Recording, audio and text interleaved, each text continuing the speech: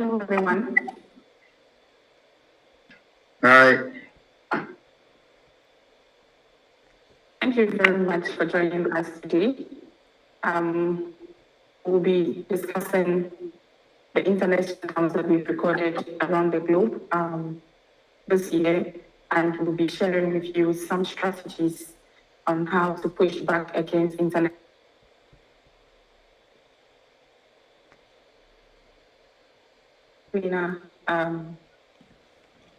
Access now, but I needed to do some. You get to know more about this campaign as our discussion unfolds. But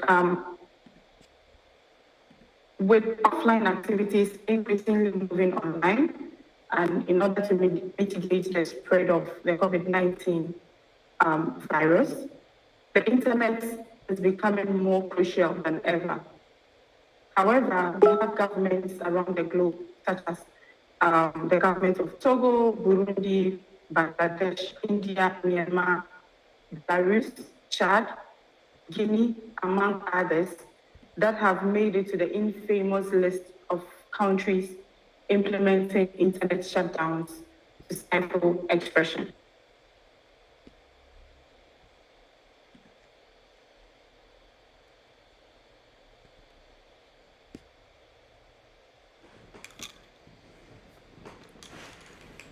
We have already recorded 77 incidents of shutdowns in 19 countries since the beginning of 2020. And at least 59 of these shutdowns happened in India, according to SFLC India, also a Capital member that is keeping an eye on the government of India's obsession with flipping the kill switch. Bringing together stakeholders from diverse sectors, we will be discussing the topic fighting against internet shutdowns in 2020 through strategic advocacy.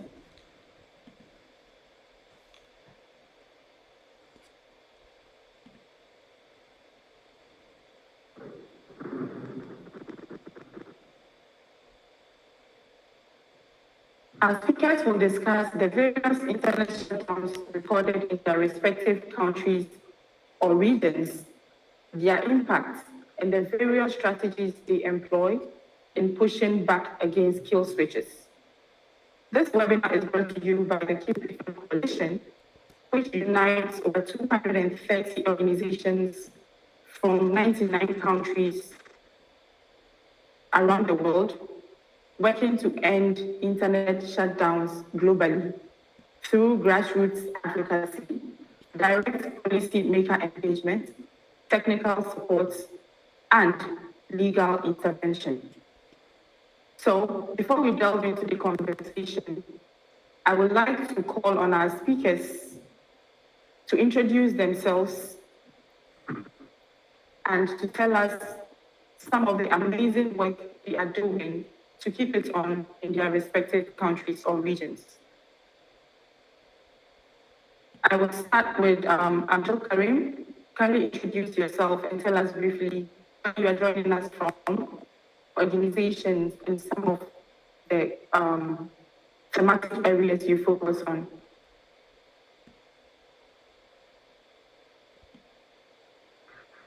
Thank you, Felicia. I don't know if my computer or your microphone is not in the, I don't understand very well. I don't know what's happening, but maybe it's my computer. The sound is not very strong and very clear, I think. So my name is, I don't know if it's the same all of you, if you understand me very well. Yes, I hear you clearly. Yeah, thank you very much. My name is Abdel Karim Yakub Kundugumi. I am from Chad, activist, and I am head of Africa Desk of Internet Without Border. I am a member of Africtivists, represented by the great Aisha Dabo here. And we fight for human rights in Chad, and we are very involved for democracy, freedoms in our country. And our country is led for 30 years by one person, and we have not real democracy. So we are really fighting for this. The problem of internet is one of our big problems because this regime is using shutdown as like repression tool to keep every voice who want to express for these freedoms of freedom of expression, as freedom of digital freedoms, every kind of freedoms. And internet is very important tools for us as citizens in a very poor country who have not infrastructure, have not other source of information. This internet is really important. That's why these regimes have a fears of internet, and we face a lot of shutdowns since 2011. Yeah. I can continue. Thank you very much. Yeah. You will continue in the subsequent submission. Thank you so much for the introduction. Mika, can you introduce yourself? Yeah, thank you so much, and thanks for organizing this wonderful webinar, especially around a very hot topic. My name is Nika Dad. I am from Pakistan. I run a non-profit organization called Digital Rights Foundation, which basically has a focus on different aspects of internet governance and how people are using information and communication technology, but also making the government and policymakers realize that civil liberties in the online spaces should be treated the same we treat civil liberties in the offline space. We'll talk more about the internet shutdowns in Pakistan. Thank you.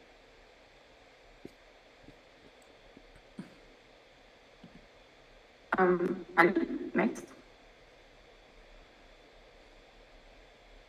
Hi, good morning, everyone. So I'm Alexey from Beirut. I do work with SMAX, which is Social Media Exchange. It's an organization that started in 2008. We mainly work on digital rights in Lebanon and the MENA region. And we also organize like a regional conference. It's called Bread.net. It's happening in December in a few months. I also personally work on, I'm a digital security consultant. I work on also research on internet shutdowns and internet disruption events. So that's really it for now.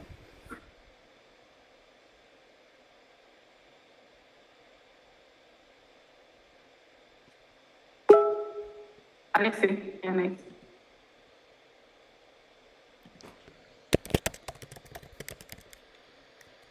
Alexey, can you introduce yourself? Oh, hello, everybody. My name is Alexey Kozner. I'm a lawyer from Belarus. And so this year we experienced governmental shutdown. So we mostly, so I'm from Human Consent, a human rights organization, and also part of Internet Observers community. And we try to observe what is happening with internet in Belarus and how government deals with new technologies here.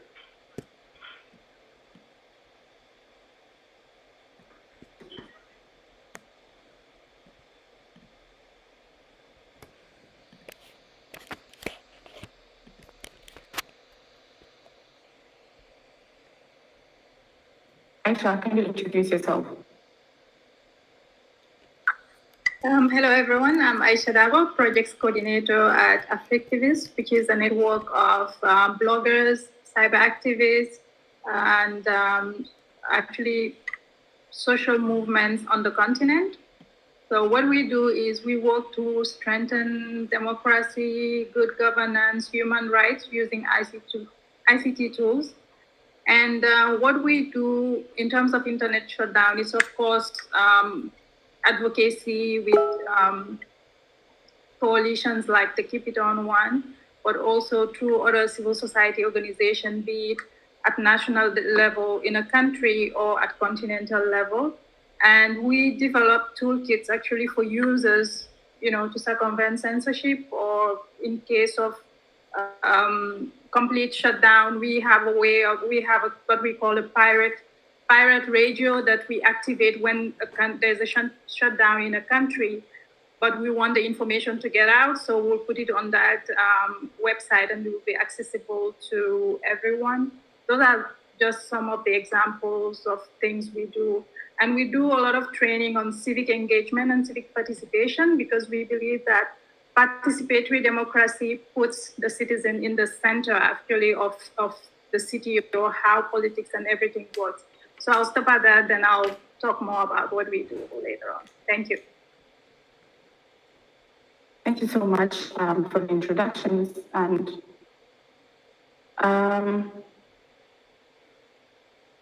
we are excited to have you all, and we'll be looking forward to hearing more about the amazing work that you are doing in your respective. Let's start with Nigat.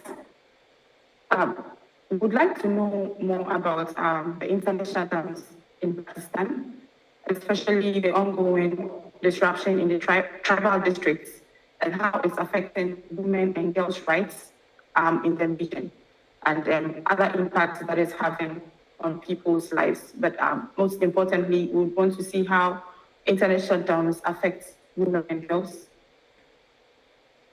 Over to you. So much. Yeah, thank you. So between 2012 to 2017, there were 41 cases of internet shutdowns were documented in Pakistan, and most of them were documented the areas that you have just mentioned, the tribal areas, former, and it's called FATA, but now it's like former FATA. And there is a merger going on between those tribal areas into a larger, into the province.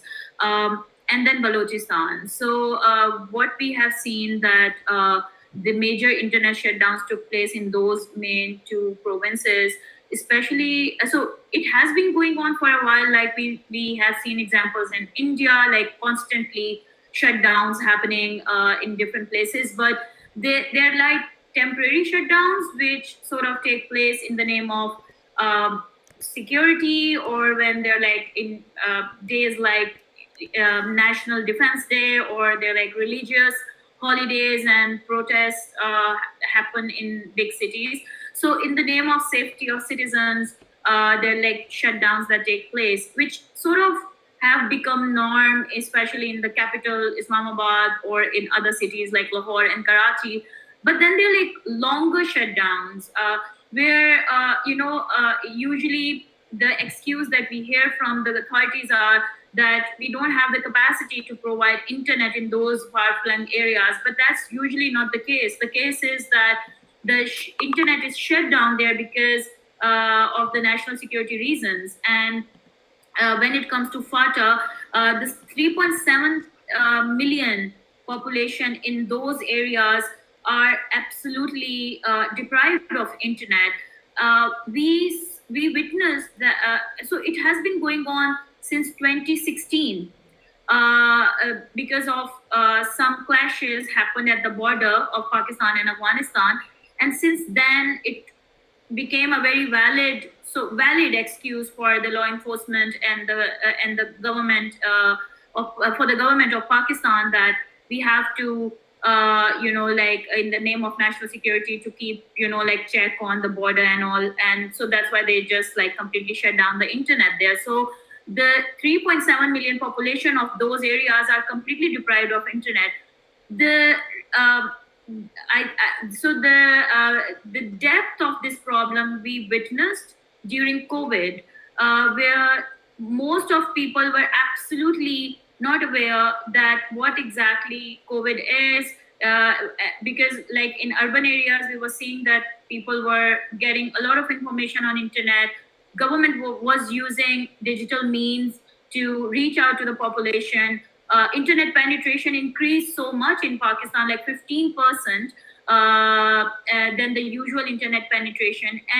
But these areas they were kept deprived of internet. And lots of journalists started reporting that people are not even aware what's going on in the world because they could only see as much on the TV, where the electricity in those areas are just there for 4 to 5 hours out of 24 hours. So the only mean that they could have the internet.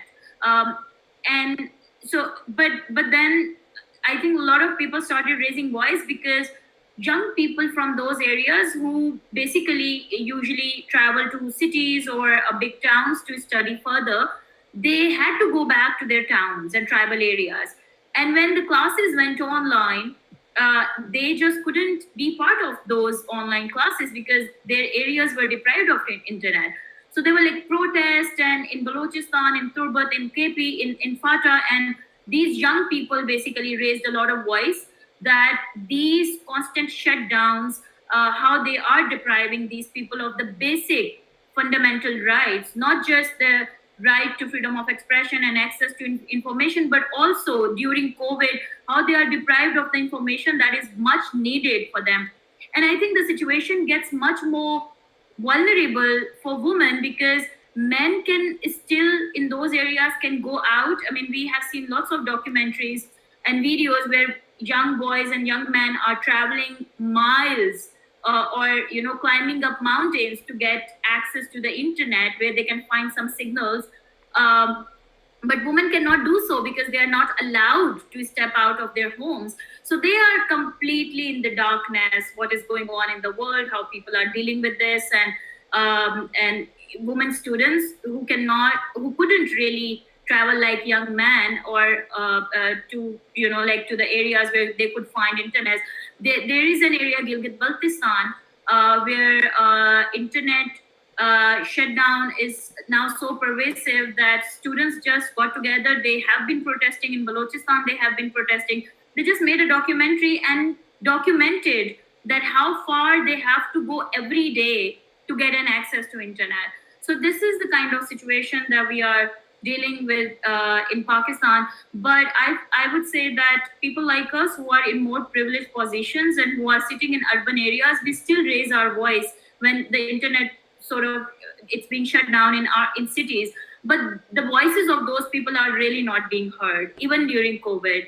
And I think that's just the sad part.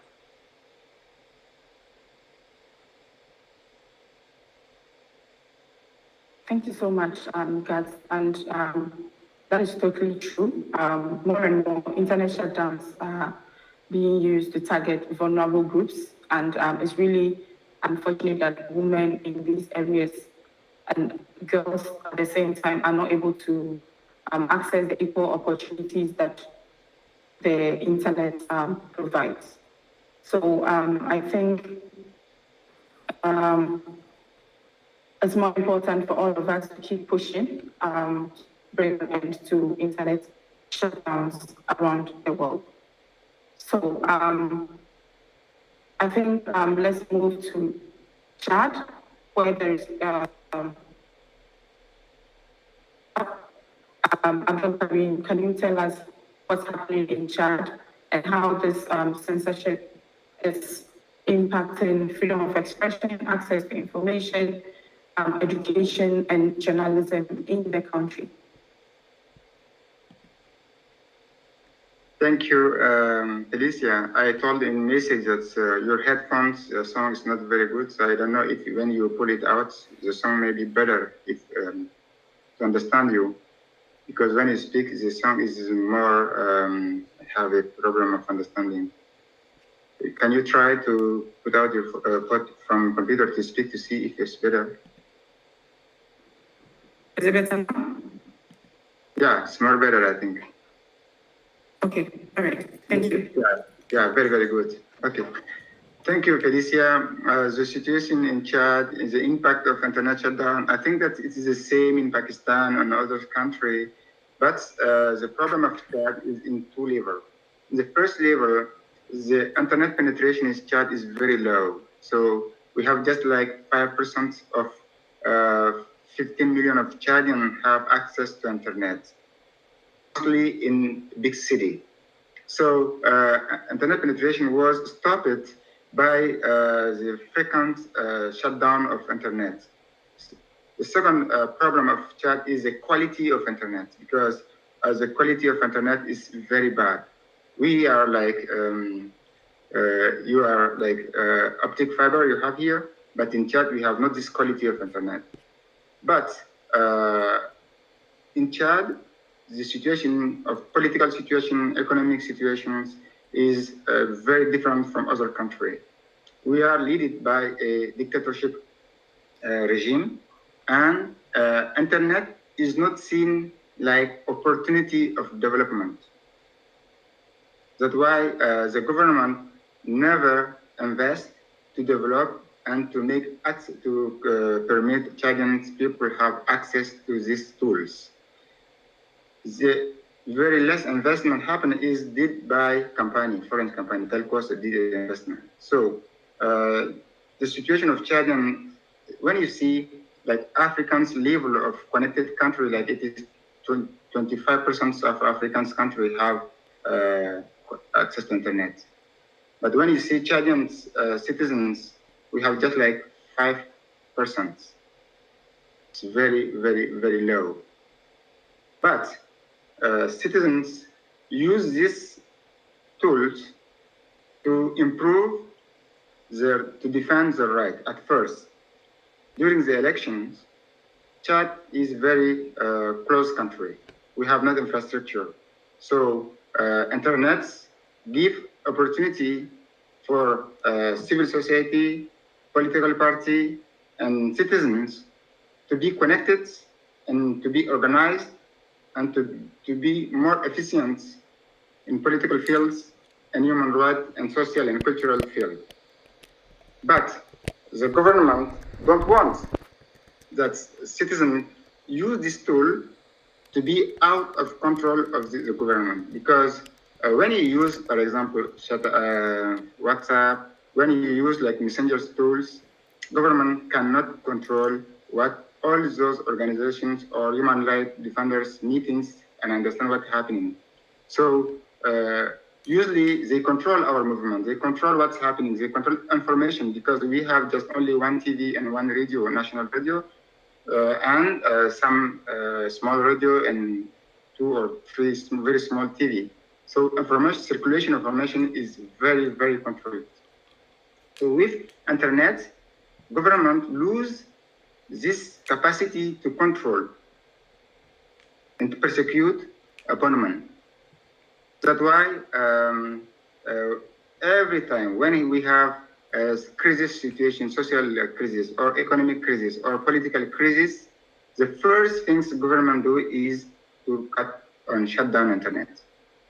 Because now in Chad, it is forbidden to make a demonstration in the street. It's forbidden to make meetings. So the only way people have to make meetings and organize their organization is to use internet and have a platform to permit us to speak safely and express our opinion. So that's why the first impact is political and civic rights violation. The second impact of education. With COVID, as you know, all of you, the internet was the main tools used to permit students and pupils to continue to study and have contact with their teachers and continue to make research and to continue to their scholarship. But with the shutdown, all those was blocked. And they did it during the COVID period. The second thing is how in the let's say, the health system of Chad is very, very, very bad.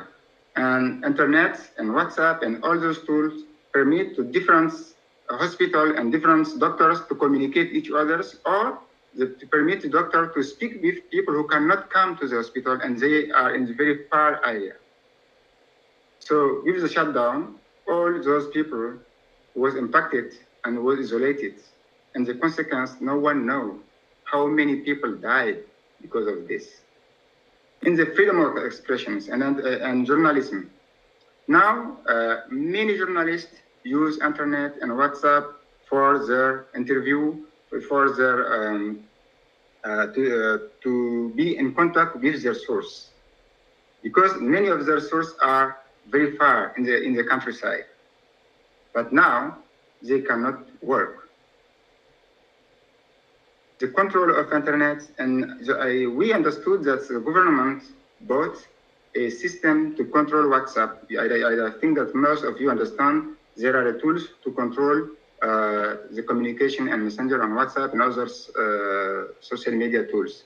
So they invest a lot of money in this to control the political system, to control human rights defenders' expression, and to control every kind of communication they can. So that's why right now, in the moment that we were speaking, the internet was shut down in 22 July, and then in all the country, WhatsApp was cut. Why? Because there are a problem between a very close person of these regimes and citizens. This person is military, and he killed in the market one person who have a little problem with him, he killed him.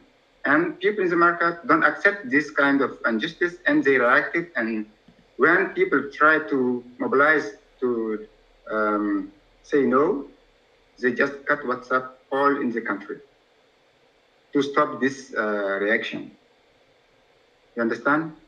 For any kind of problem in the country, they just shut down internet, and they shut down to stop this rising citizen to defend their right.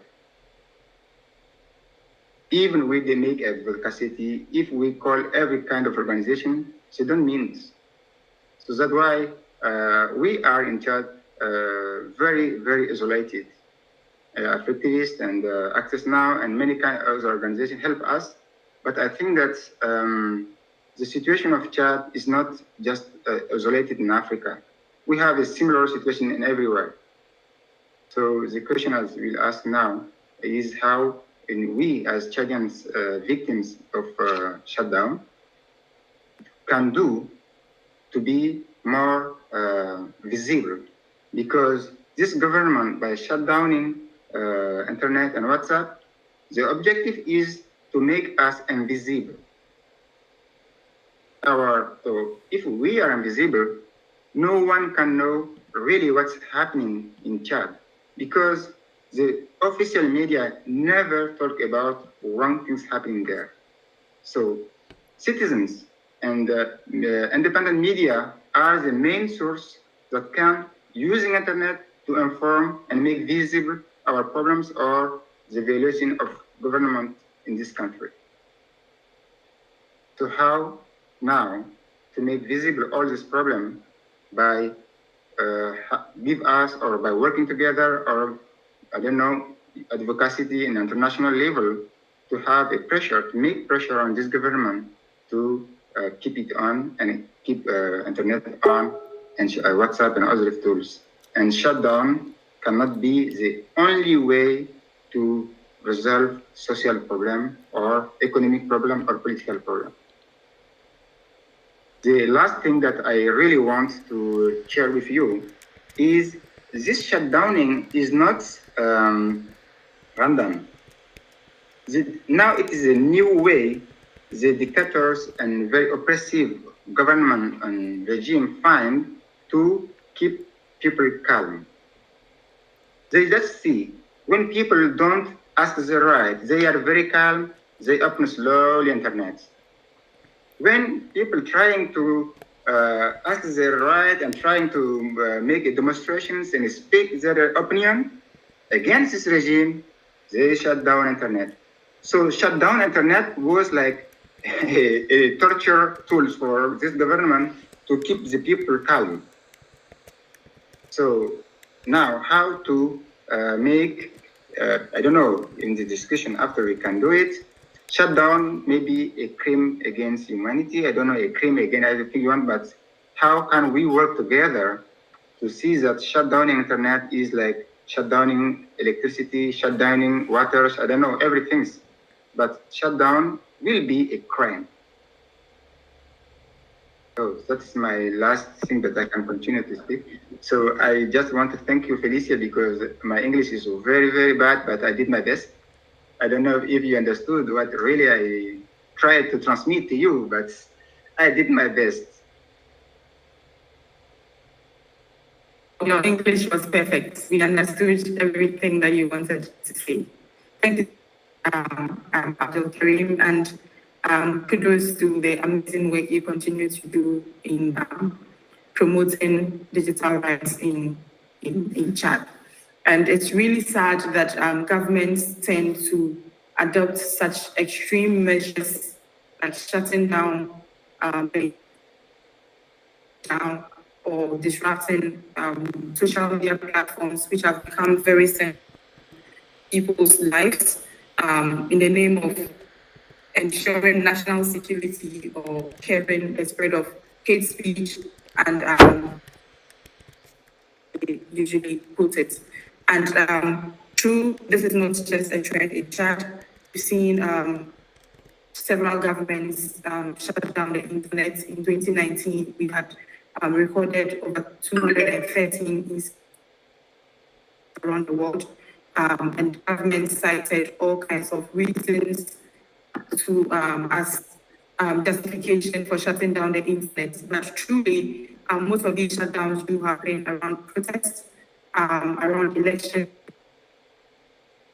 Governments are shutting down the internet during national exams.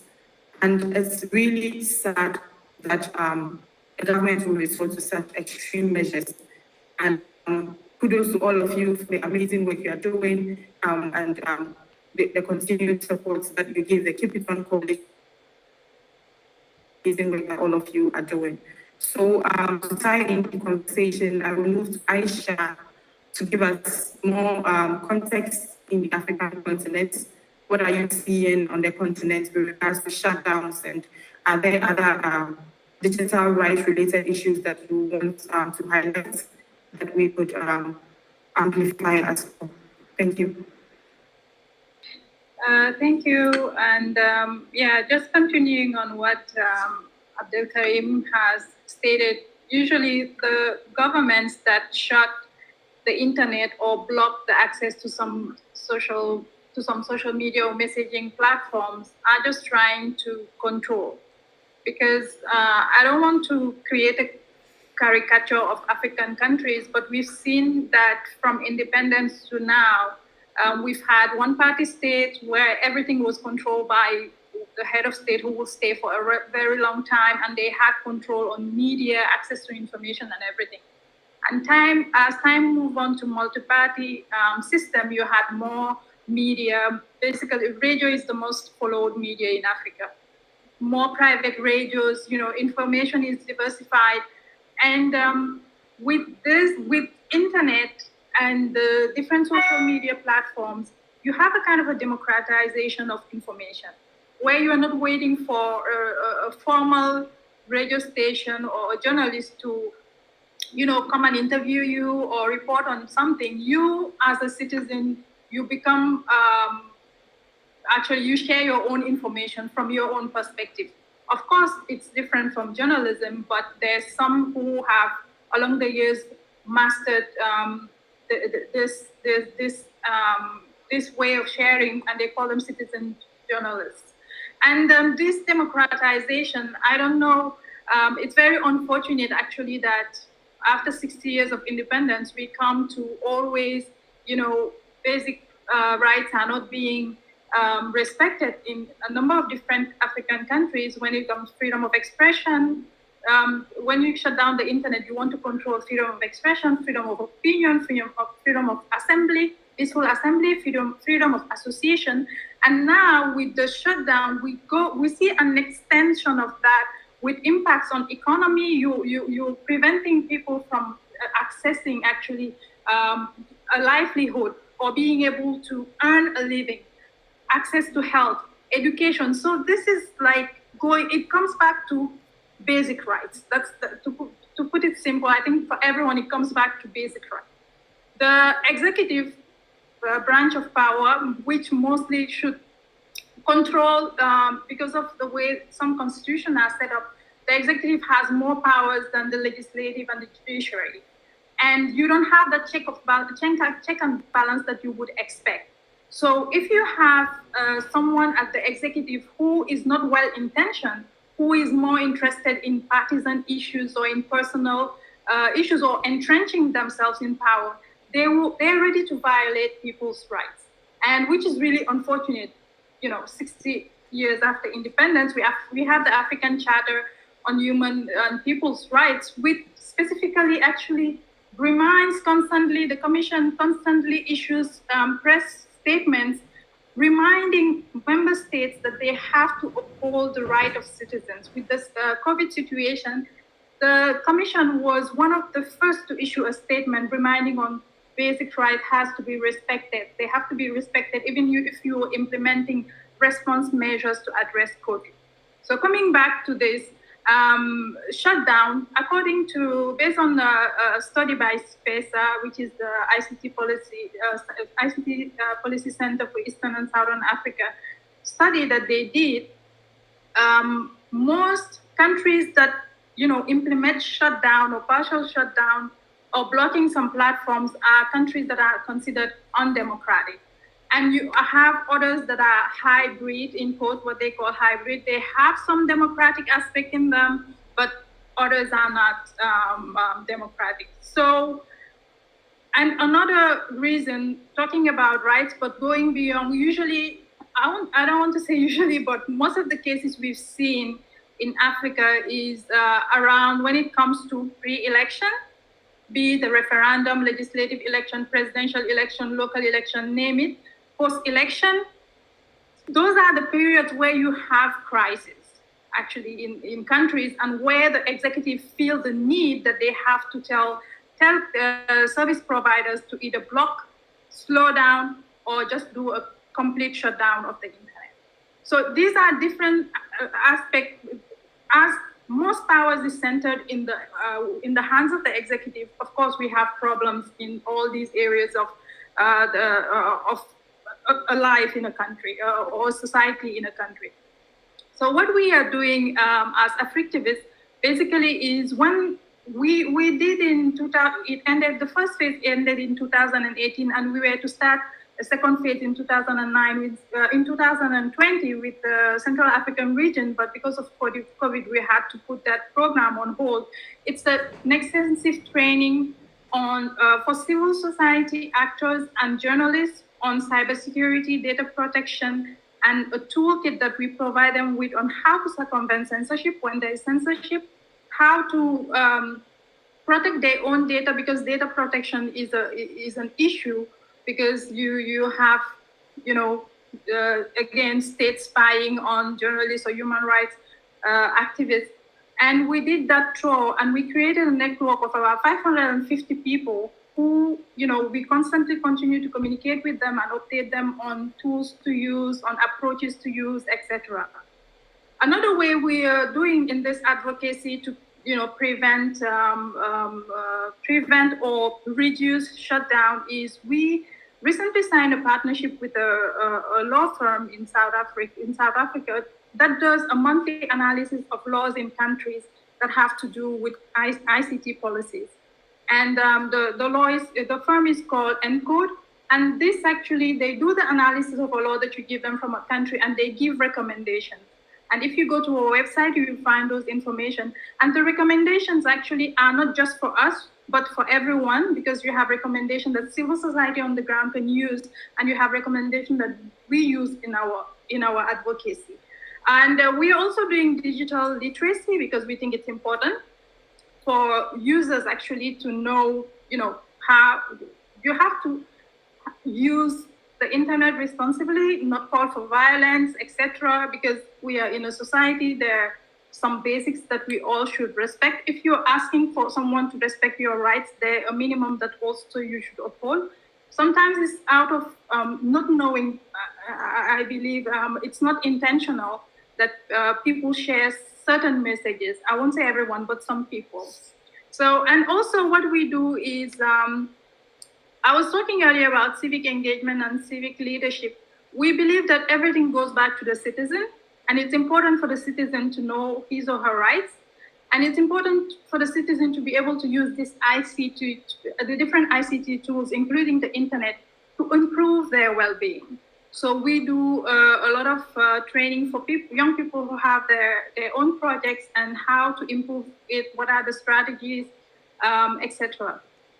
So when it comes to advocacy, I was saying earlier that it's good that we have a network like the Keep It On network, because it brings everyone together and we're able to have more impact because there are more people involved from different continents and different countries in the world.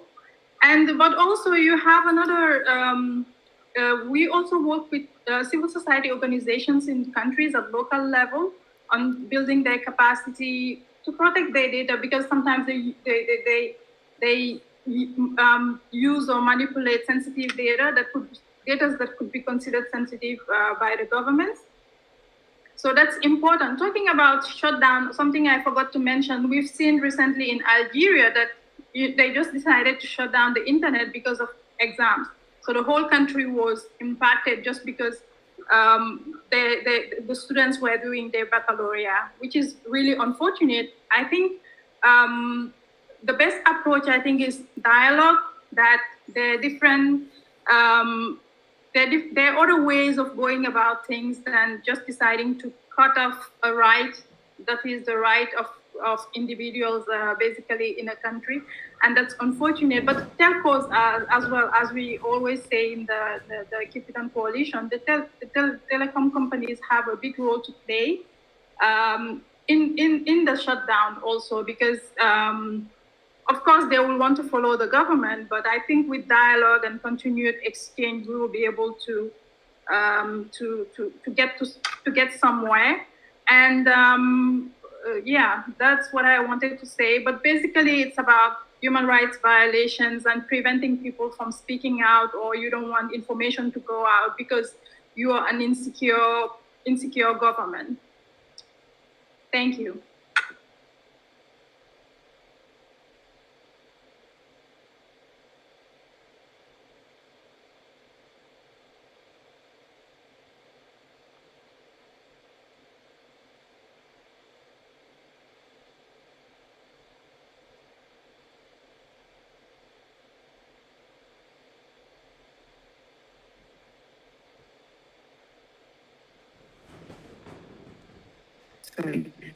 As we speak, Sudan, we just received reports that Sudan has shut down their internet today due to national exams, and is affecting mobile internet. This happened last week, on last Tuesday as well, and it will be disrupted until the exams are over. So it's really ironic to get governments to disrupt the internet when students can actually rely on the internet to improve their skills and also improve the knowledge that they've gained in order to successfully set these examinations. And it's true in Africa, with regards to internet shutdowns, it's not, we can't say it's globally, due to the number of countries that are shutting down the internet. The most interesting thing is that most countries in Africa tend to shut down the internet, and it affects the whole nation or the whole country. And it means that the impact is huge because a lot of people will be affected by the internet. And as I mentioned in my introductory remarks, Togo shut down the internet during its elections earlier this year. Burundi did the same, and Guinea also disrupted the internet during the referendum that happened in March. And most of the time, the reaction from the people when the internet is shut down during elections is they tend to contest the credibility of the elections. And we've also recorded incidents of human rights violations because people are left in the dark, state and non-state actors who are usually the perpetrators of these human rights violations are able to cover them up. And so that takes me to Belarus. And Alexey, the government of Belarus has been in the news for the wrong reasons since August this year. And we'll be grateful if you could share with us some highlights with regards to what happened in Belarus what's currently happening now, and what are some of the strategies people are using to stay connected and to stay to continue to do their work, and we'll unfold a discussion from there. Thank you.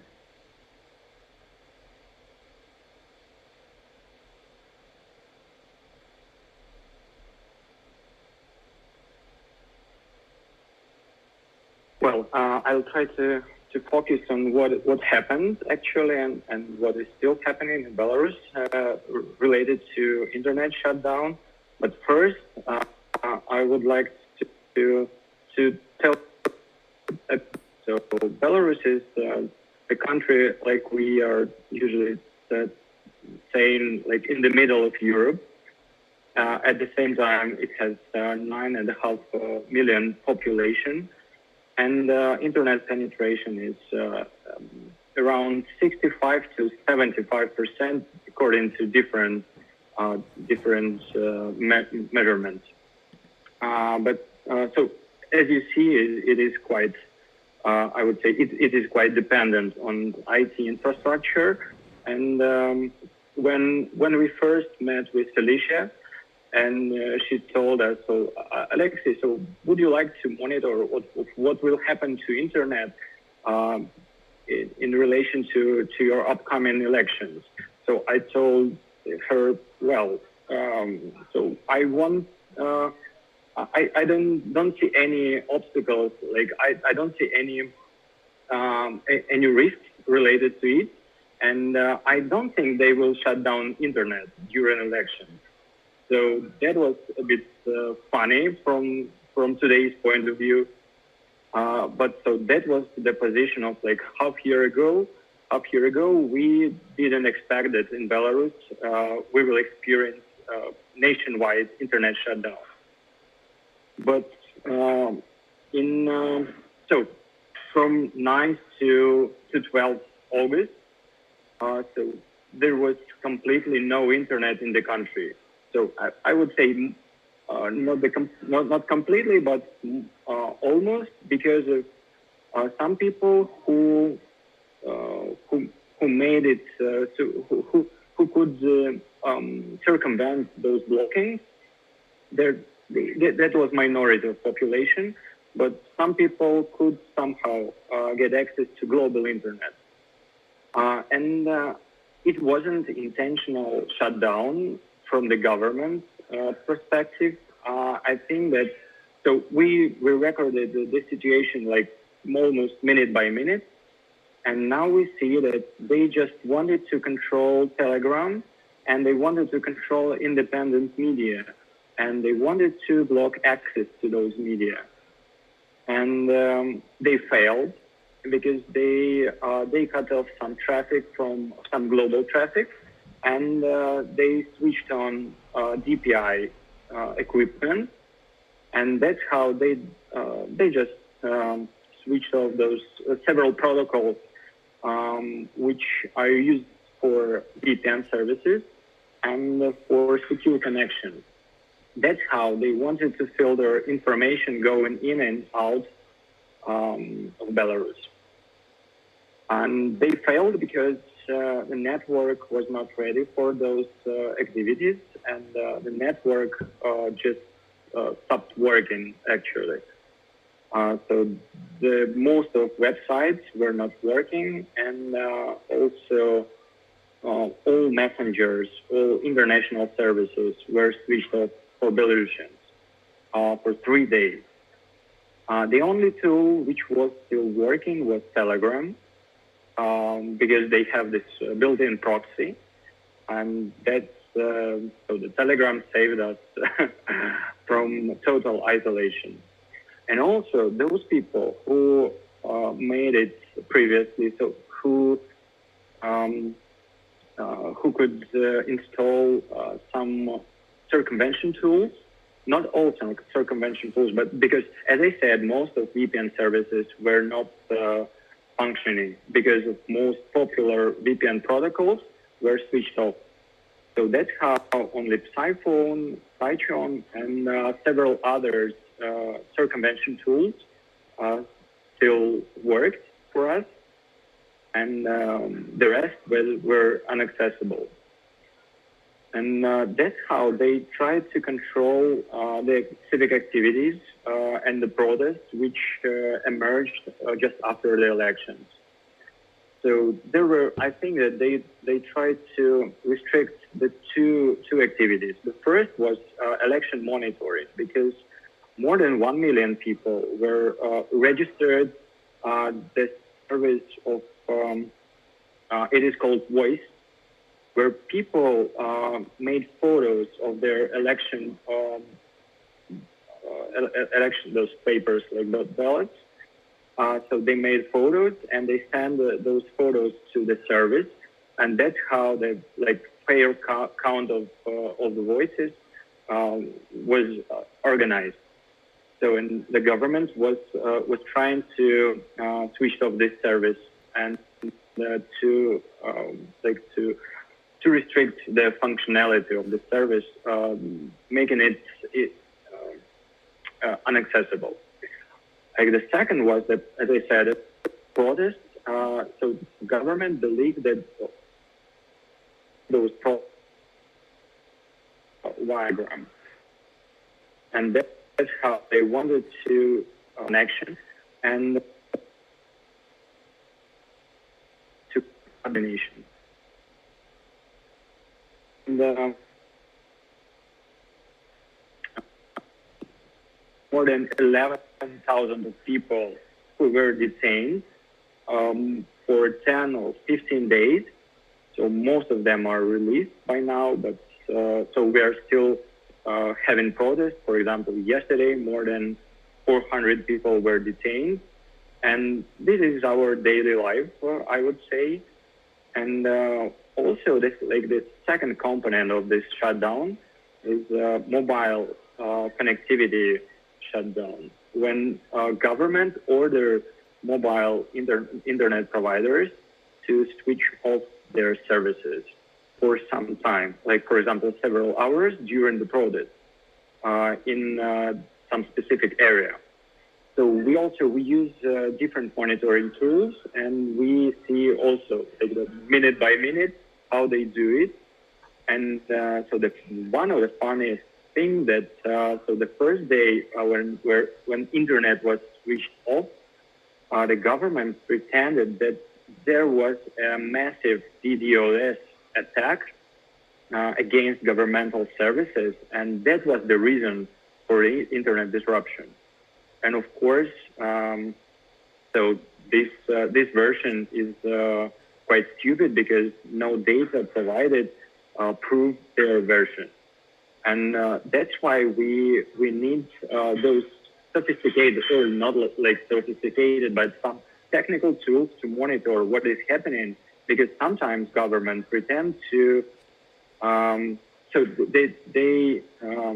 they're not revealing their activities, and they're not revealing their decisions, not to be the object for critics, because so as a result of this shutdown, our IT sector, which brings us, so let me remember, at least 6% of GDP. So IT sector now relocates, and I think that the consequences for the economy will be dramatic.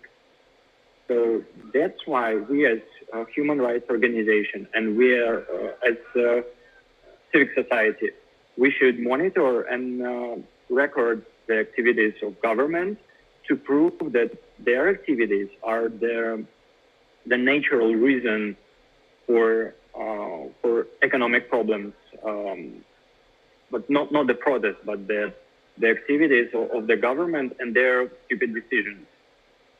Well, and maybe the last thing I would like to stress is that,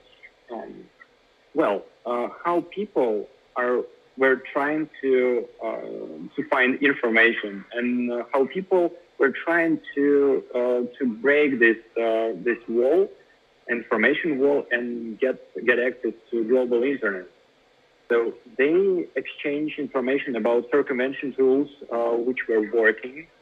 also, they transferred applications via Bluetooth and other accessible ways.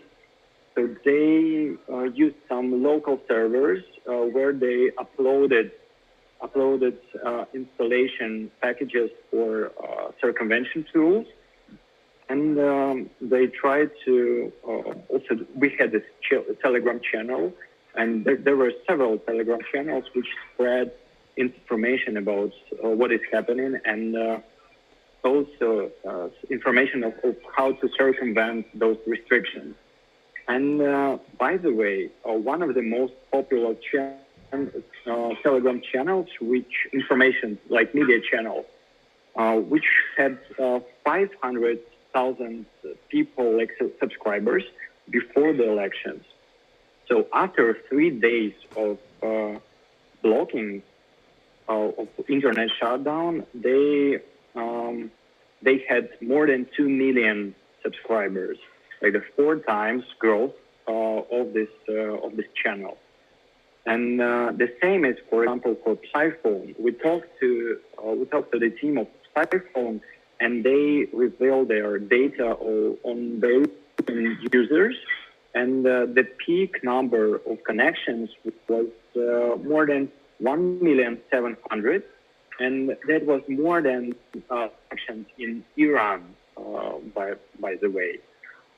Well, so that was a bit of situation in Belarus. We are still experiencing ongoing, like repeating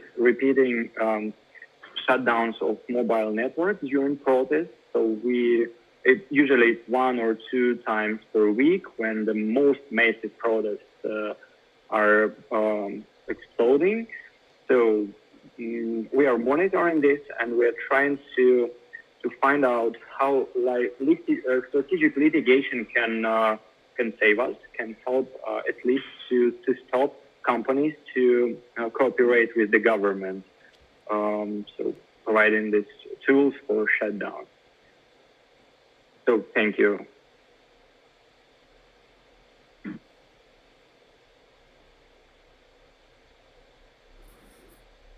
Thank you very much, Alexey. And it's really sad that it was recently uncovered that the Canadian company Sunvine, owned by the famous US private equity fund Cisco Partners, actually supplied the tools to the government of Belarus to be able to disrupt the internet. And following advocacy by the Federation just for Lab and other stakeholders, Sunvine has indicated it will no longer do business with the government of Belarus. But unfortunately, the harm has already been caused because the violations that have happened, people that have lost their lives, people that have been assaulted in one way or the other, we cannot take that back. And so just say that tech companies like Sunvine must be accountable for violating the rights of the people of Belarus that they have perpetrated in the past.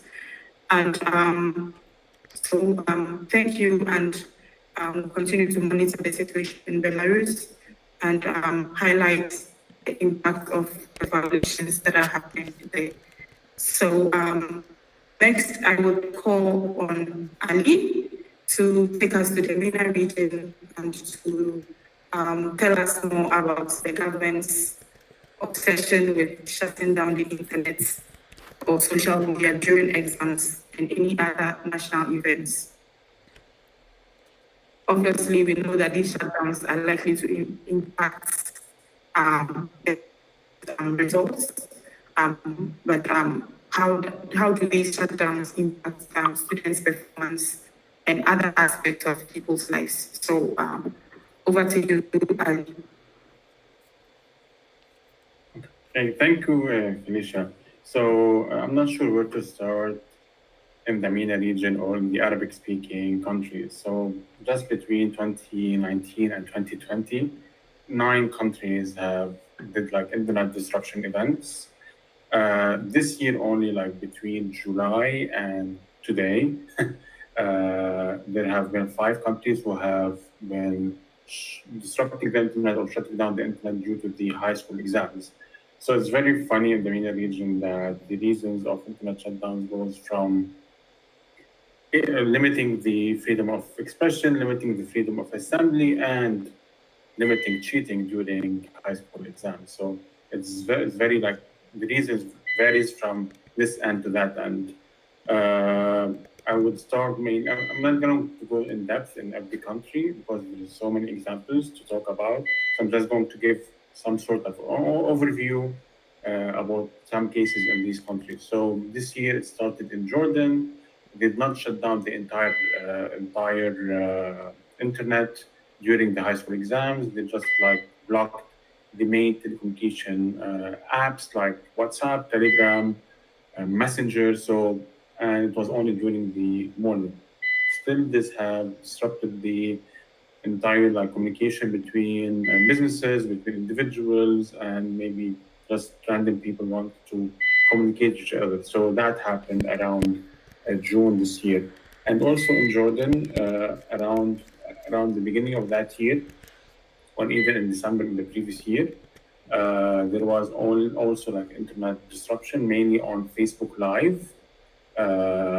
So the government or authorities have disrupted the internet, and it did not allow activists or mainly teacher syndicates who were calling for more rights and a pay raise. So they limited the Facebook Live because Facebook Live feature is one of the main way for those teachers to promote that they are protesting and showing their numbers in the main capital city in Jordan.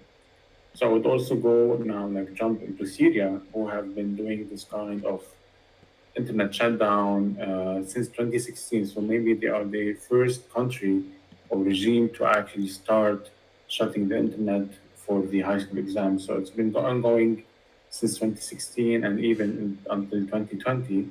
And this year it happened around August for like around 9 days.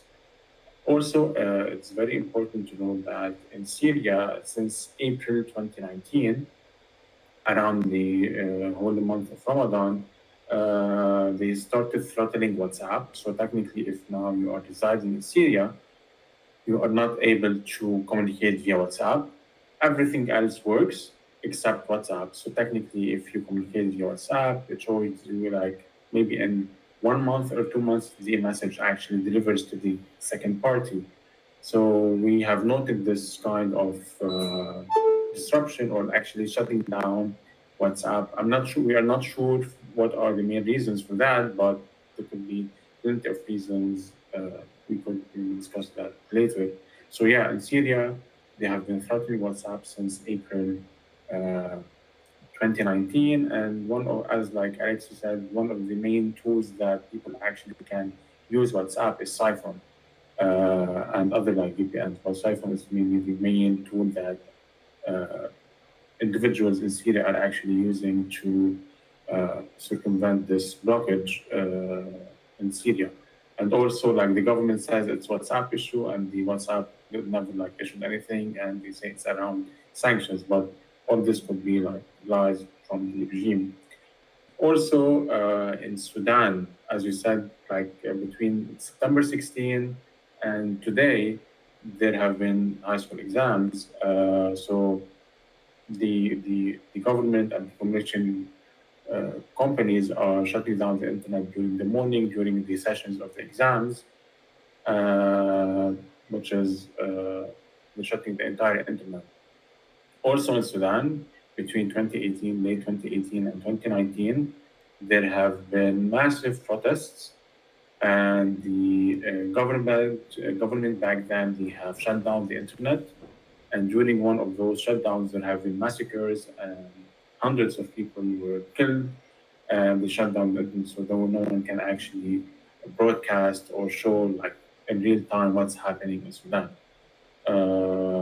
Now also we can jump to Algeria. Algeria, the last week, they have been shutting down the internet for around 5 days, and even they threatened the internet a few days before. So also the main reason that was communicated was they want to limit cheating during high school exams.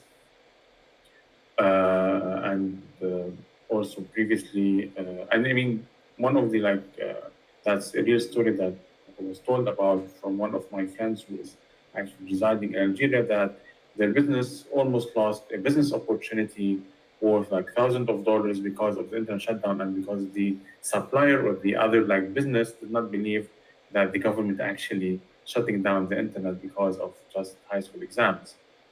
Also in Algeria, during 2019, there have plenty incidents of internet disruptions due to the massive protests in the Algerian Iraq, which eventually led to topple the previous president, and now they have a new government or a new system of governance. What else? We have most recently as well, Kurdistan region in Iraq, they have also shut down the internet during the morning, also for the high school exams.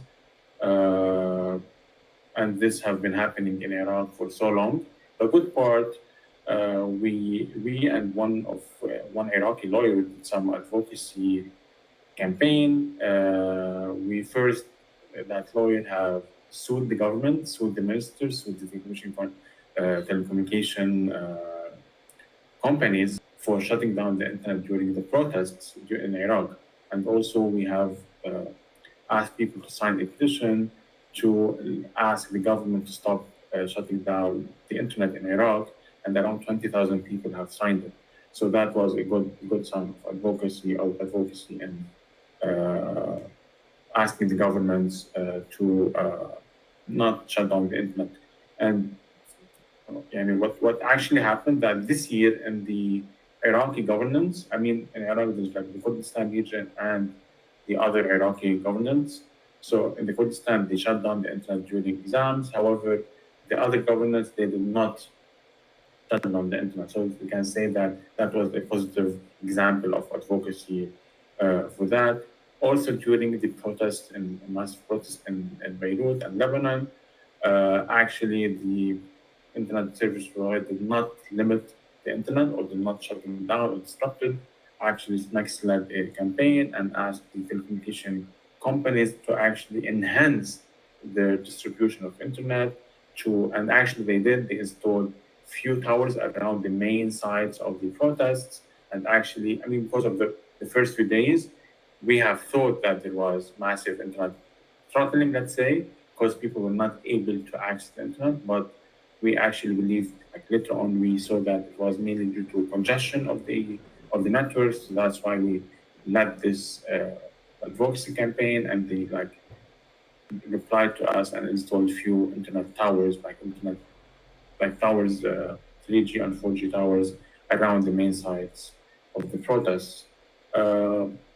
Also, other reasons in other countries, Yemen have the same disruptions. In Mauritania, they did the same disruptions. In Egypt, they saw this disruption last year, and they threatened the internet this year as well. Also, maybe using Sandvine, similarly to Belarus. Also, we can talk about the internet shutdown in Iraq last year. Because of the internet shutdown, the state and non-state actors in Iraq have injured thousands of people, killed hundreds of people because they were threatening the internet. People were not able to show in real time what is happening there. So that gave the state and non-state actors impunity, passive impunity for that. So that's the main overview of the internet shutdowns in the MENA region. Also, you can, one of our advocacy tools in SMAX is we have launched a digital database that is called Cirella. And that database will actually collect and analyze all the digital rights of digital rights related laws around the world and try to analyze them and see how they actually affect human rights in the digital world. Maybe I can even give you more and more examples about the internet disruptions in the MENA region or Arabic-speaking countries, but maybe that would be enough for now. Yes, thank you so much, all of you, for your submission. And we have a few minutes to wrap up. So let's see if we have questions. And then we take the questions now, and then we can move to the next part of the discussion, where we'll be looking at some of the strategies that you are using to keep pushing back against internet shutdowns. Questions?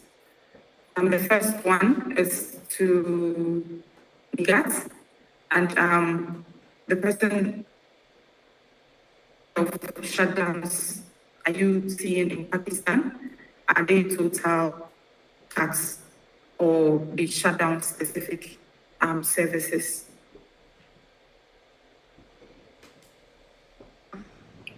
All right, so the question is, what kinds of shutdowns do we have in Pakistan, and total cut or shutting down of some services? So there is a mix of internet shutdown. We sometimes also mix internet censorship and internet shutdown. So they're like mobile internet shutdowns, mobile networks shutdowns. It's like mix of different shutdowns that we see. So when mobile network is being shut down, that means that you cannot also access internet that you are accessing through your mobile network. So you are completely cut off from internet and mobile network. But then there are other forms of shutdowns that we also witness time and again. It's like partial internet shutdowns of different websites, sometimes different apps. And I'm not sure if this will come into internet shutdown, but for instance, government of Pakistan just recently completely banned a few of the dating apps in Pakistan. So, all these, one is Grindr and the one is, I forgot the name of it, this is very famous. And so they're like these shutdowns that take place, but they're like shutdowns of sometimes internet service providers and sometimes mobile networks do these internet shutdowns together, and sometimes they, these are partial. So it's like mix of all kinds of shutdowns that we face in Pakistan. It also depends how these directives from the government work. Sometimes these directives only go to the internet service providers. Sometimes these go also to the mobile network. So they're like things that you can access via internet that you are getting from your mobile network, but not accessing the same thing from internet service provider. And then they're like long shutdowns, like shutdowns that are going on for years that I already spoke about in Fatah and Balochistan, where it's not that the government has no capacity to provide internet, plus there is no political will to provide internet. So the complete, blackout of internet is there. Okay, and then there's another question for Alexey. Alexey, can you hear me?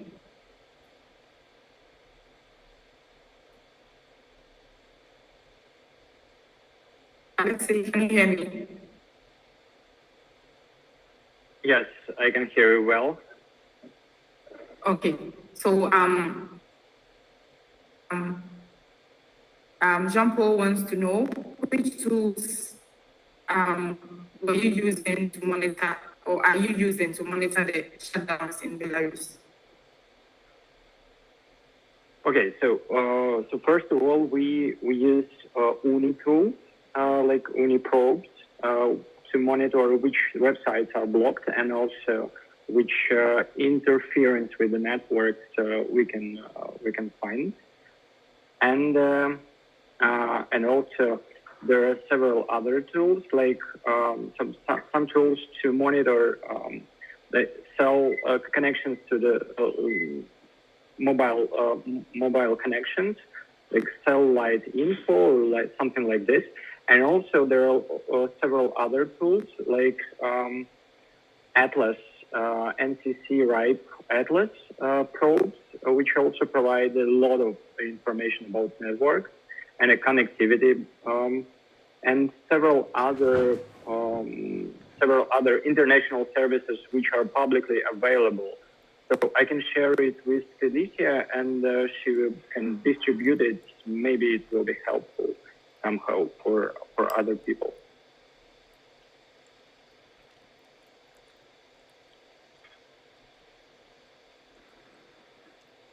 Okay, thank you. And yes, I can reach out to Jean-Paul with the relevant documents after this session.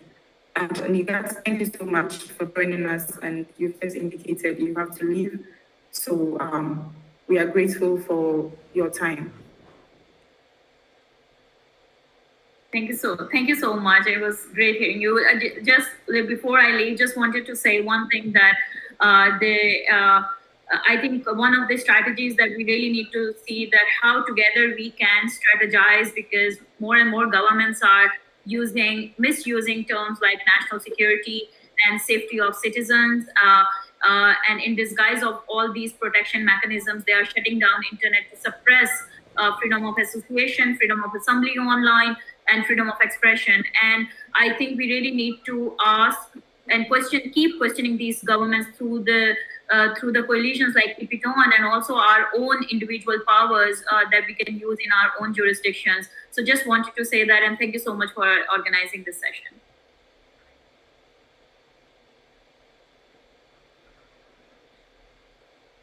You're welcome, and it was great having you.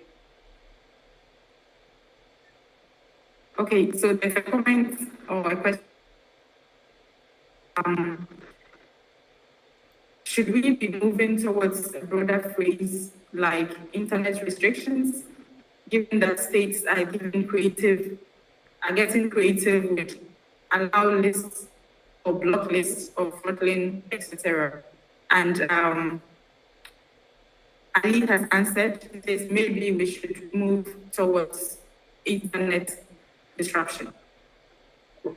Yeah, exactly. I think the word internet shutdown is a bit too broad and it's not accurate, I think, because shutdown, it could be mainly towards when we shut down the infrastructure of the internet. But what actually happens, sometimes they disrupt the internet, they throttle the internet, they give allow list, block list. So I don't think a shutdown is the accurate word, because maybe in Belarus they're not shutting it down, they're just throttling, blocking. And for example, in Algeria now, if you, as Alexey said, there's publicly available tools. If you look at them, you will not be able to see that there's any internet shutdown or disruption in the internet. If you look at these probes, do any only probe or any only test, you'll not be able to see that this is a shutdown. So now the country is, even in Sudan for some point, if you look at these measurements, internet measurement tools, and you can see that governments now have some of the smarter way to block the internet or threaten the internet, maybe at the NS level or internally in the internal networks. So I don't think the word shutdown is as accurate as disruption, because they're trying to disrupt the flow of the traffic in any way possible.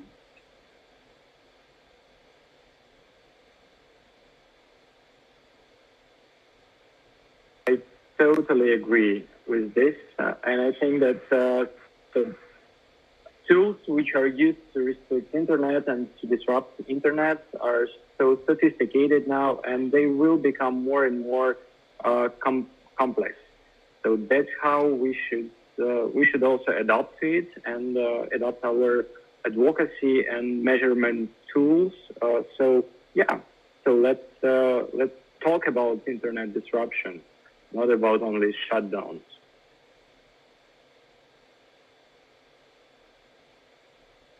Awesome. And thank you. And I'm sure this is a conversation we can take forward to get the right framing of the term that we want to use in our advocacy efforts. And to wrap up, I just want to highlight some of the coalition for those of you joining us for the first time, or those of you who do not know much about the Keep It On Coalition. The global coalition of organizations around the world fighting to end internet shutdowns globally. And we do most of our that is the Keep It On Coalition members by documenting and reporting internet shutdowns around the world. And that is how we are able to produce annual reports on the state of internet shutdowns globally. And our report for 2020 will be out towards the end of this year. So kindly look out for that. And then we do raise awareness about the impacts of internet shutdowns on human rights. And I would recommend our recently launched Kill Switch podcast, which highlights topical issues on internet shutdowns. And then we do use platforms like this that we are currently on, like the webinars, conferences, to highlight and share stories of the members of the coalition. And then we do local, regional, and international partners in planning and executing campaigns around internet shutdowns globally, and mostly around elections. As Alexey mentioned, we do put together campaign strategies on how to advocate to end or to stop internet shutdowns. And then we track and collect technical evidence on shutdowns with the support of our measurement community and other members of the Keep It On Coalition. And then we also work closely with tech companies and social media platforms to monitor internet traffic during elections and other national events in order to build up on the evidence that we come up with. We do have the Access Now tech team that provide digital security support for civil society organizations, journalists, human rights defenders on how to circumvent or how to keep safe online. So I will provide the details for my colleague to drop it in the chat on how to reach us if you want to know more about some of these works that I've mentioned.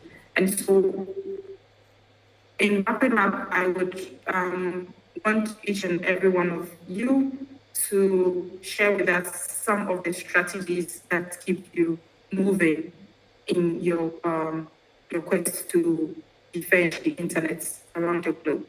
And I will start with Aisha. Thank you, Felicia, and thank you, Access Now, for organizing this. You have okay, Felicia, I'll let you talk. I'm saying that we have like 5 minutes to wrap up. So if you can wrap up in 2 minutes, and you can say your closing remarks as well. Okay, thank you for organizing this and the opportunity to hear from others. Like Alexey said, we have to improve also our tactics and upgrade, and so that we won't be caught by surprise, because the different governments are tuning their horns on what are the best approaches or best technologies they can use. So for us, actually, we'll continue doing what we do, because internet is central to what we do. Through advocacy, capacity building, the trainings, and we'll be launching, by next year, we'll be launching a toolkit actually that we have been using, so to circumvent censorship. And we will be launching an online cybersecurity training as well on our website, so that, to broaden the access to different people and the different approaches or tools that are there. And we are also testing, we've tested it last year, but we are continuing testing a new pluggable transport, which is still in the works, but we'll expand the testing to different people. It's very promising, actually, when it comes to internet restrictions. So look forward to continuing the work. Over. Thank you. Ali, can you? Yeah, thank you, Felicia, again. And it was a great opportunity to hear from everyone else and have different views on how things happen and why things happen in other regions and countries. For us in the MENA region, like I would call like the internet shutdown during exams like Olympics. We expect it, we know it's gonna happen, and no one can do anything about it to stop it happening. I mean, it was surprising for us this year that Iraq, like the other governments, did not do the shutdown. Again, at that overview, in the MENA region, because of so many repressive regimes and governments, they also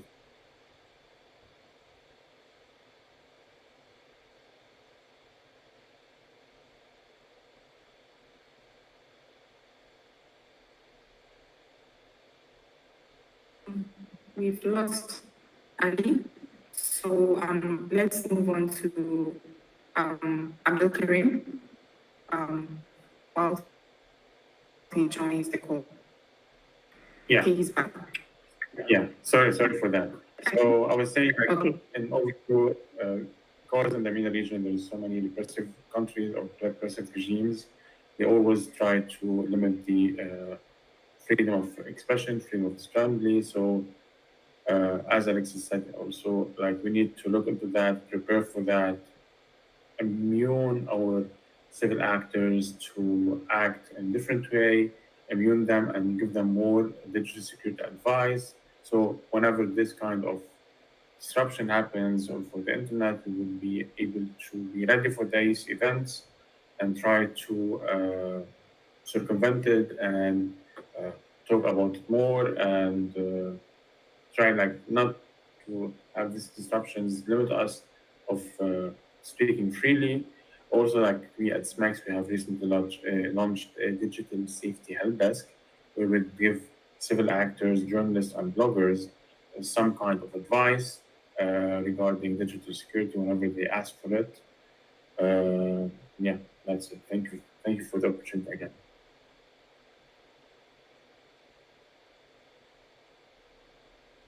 Okay.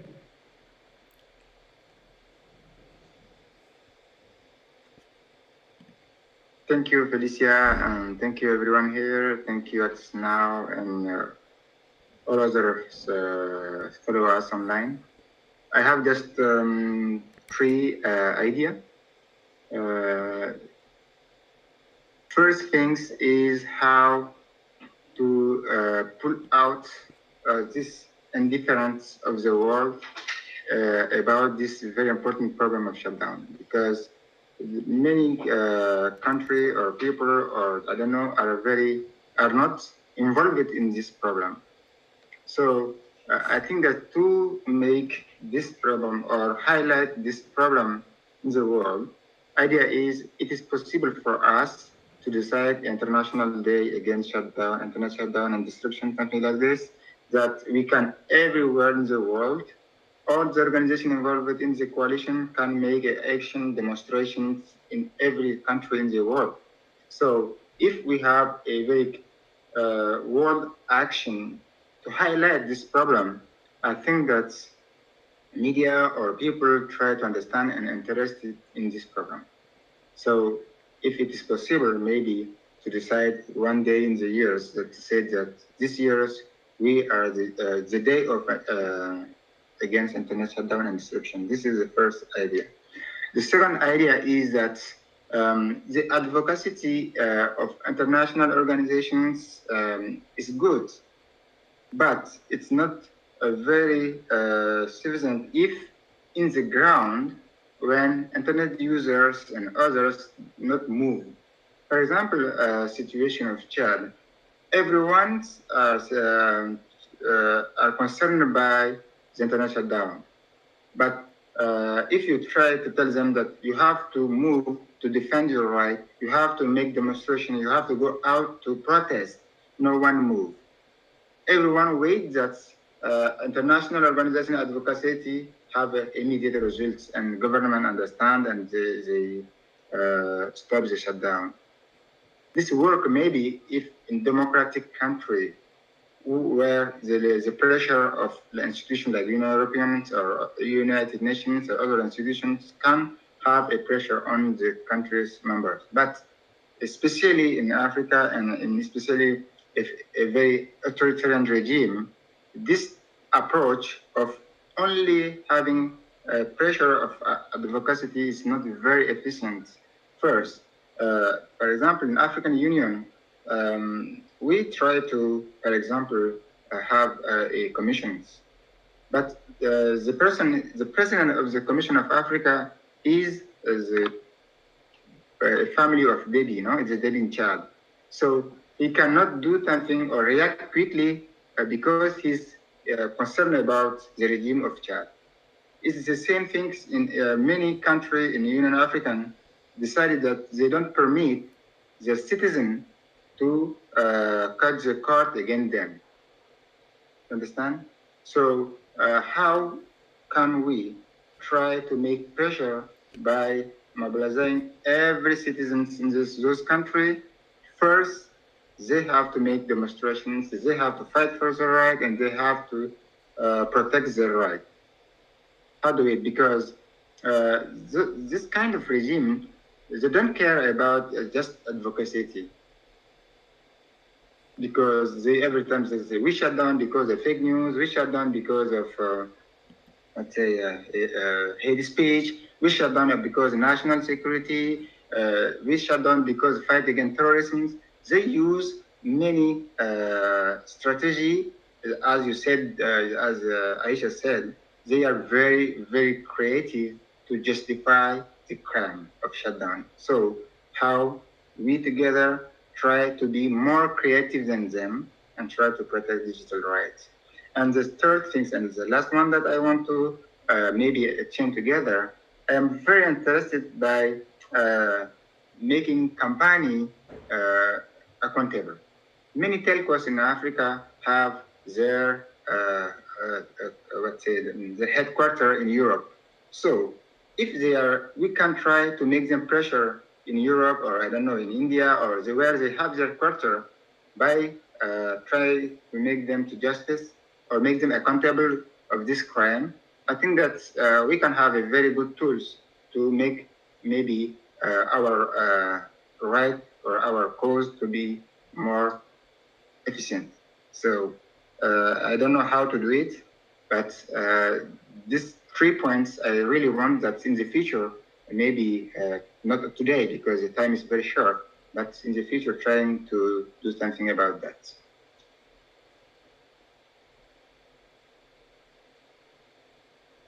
Thank you for those.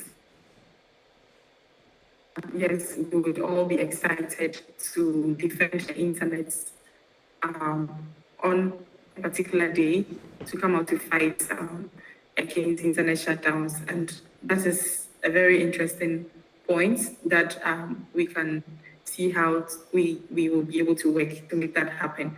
And thank you once again, Abdul Karim, for your support in highlighting these shutdowns in Chad as well and other countries around the world. Finally, Alexey, kindly tell us what's keeping you going with regards to your efforts to fight against shutdowns in Belarus. Well, to wrap up this session, I would say that it is an honor to be in such a nice company. And we have a joke, which is actually not a joke, that the dictators have their own dictator club, where they exchange ideas of how to mistreat people, how to abuse power. and how to violate human rights. And Keep It On for us is such a club for civil society which wants to resist those activities and wants to find new strategies how to resist and how to improve our civic society and civic space. Well, I think that we have a lot of common with each country. It doesn't depend on geography, as we see now, and we have lots of interesting ideas how to deal with those challenges we face. And I think that we should we should have more space to exchange those ideas. And I totally agree that we have to establish this the day of shutdowns. Maybe, for example, we can shut down internet around the world for one day for people to understand how it feels when you cannot communicate and you cannot get information.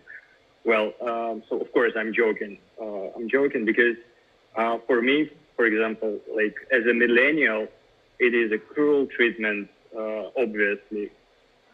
Well, so thank you for this opportunity to talk about my favorite topic, and so see you soon, maybe at different places, channels, and yeah, thank you. Thank you all so much for once again making time to join us.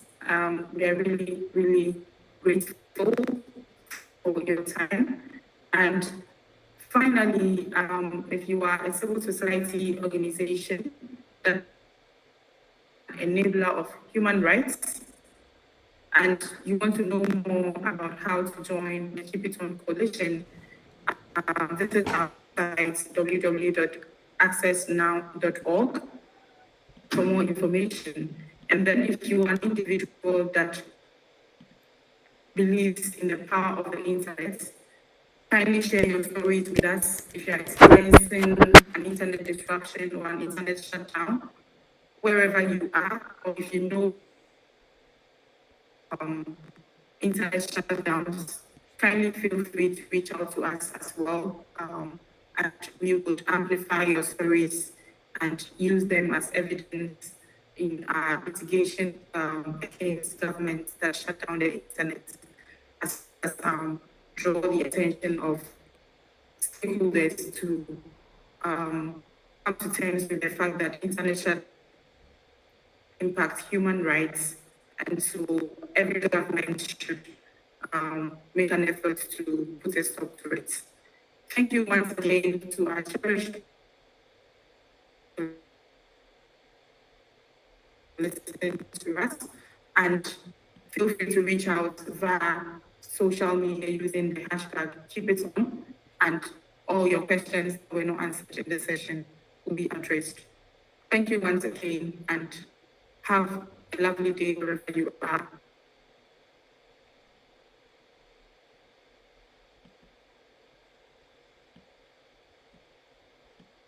Thank you, everyone.